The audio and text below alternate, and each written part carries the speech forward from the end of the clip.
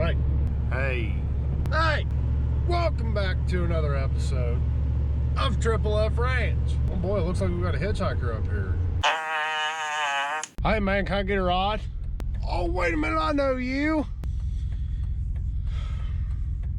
I haven't seen you in a long time. I was really hoping that you got the message. You going hunting? No, Jerry, I'm going fishing. Oh, you're going fishing, huh? Yes, I'm going fishing. Hi, you're going fishing. Well, I brought my fishing stuff. Can I go with you? I am literally out in the middle of nowhere. And the only person that wants a ride is my cousin Jerry. Absolutely incredible.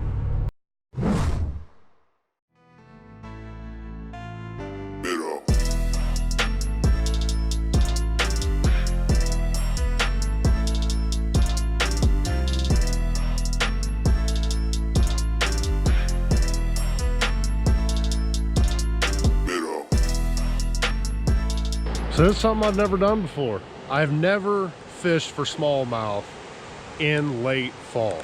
We're gonna see how this goes. I'm at this little town right now. It's just about 15 miles west of Greensburg. It's got a nice little beautiful dam here. I fished here once before. So we're gonna see how it goes.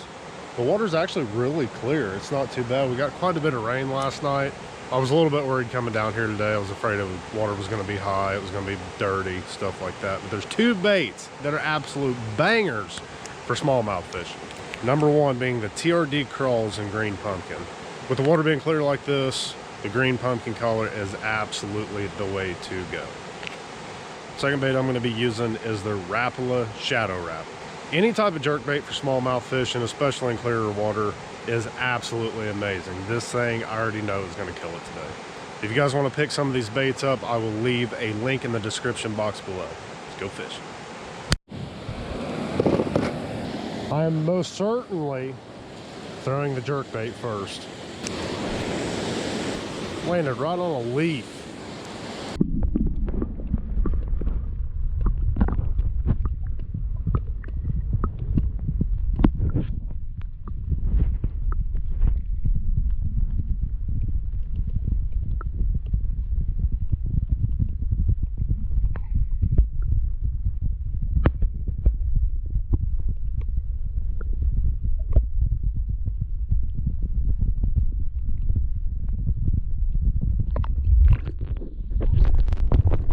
All right, well, I gotta do this all over again.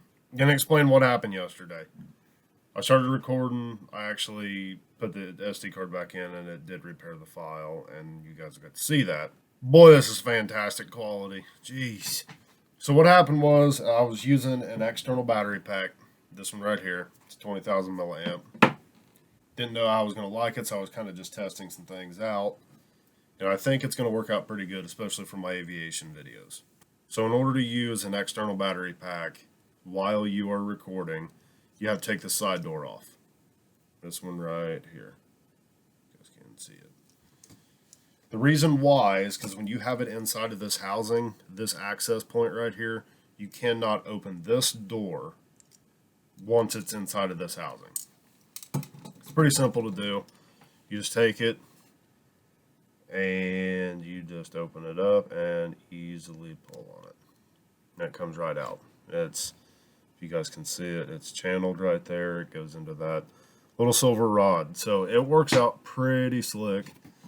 Now, without that door on there, it's not waterproof. So I started recording, and you guys seen me stick the camera down in there without that door on there. You guys seen me pull it out real quick because I had actually noticed. I was like, oh, the door's not on there. I was freaking out. That's a $400 camera. So that's just a little short video. I had to do it on here because I tried it on my phone. That said the compression of the folder or the file was not good enough for my editing software. So I had to redo all that. So that kind of just gives you guys an idea of how it happened and why it happened. Okay, so there's a lot of things I actually just did not need to explain. I just put the SD card in. I was doing some editing with up to the point that you guys see me switch to my phone. I put the SD card back in the GoPro, and a message came up saying that they were repairing the file.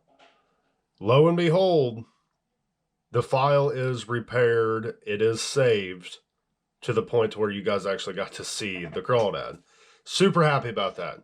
And what was really cool about that whole video, after you seen me put it down in the water about 5 seconds or so after I had started getting some footage of that crawdad, you can actually hear the water entering the GoPro.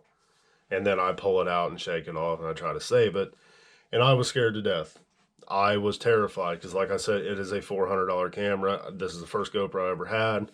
But I want to give a huge shout out to GoPro. This thing is absolutely amazing.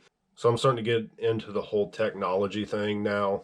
And what's really cool about this camera, it's a little off subject, but in order to update the camera itself, you just go to GoPro's website, put a micro SD card in the computer, download the file from GoPro, and transfer it to the SD card, put it back in the GoPro, and the GoPro will update itself. Super cool.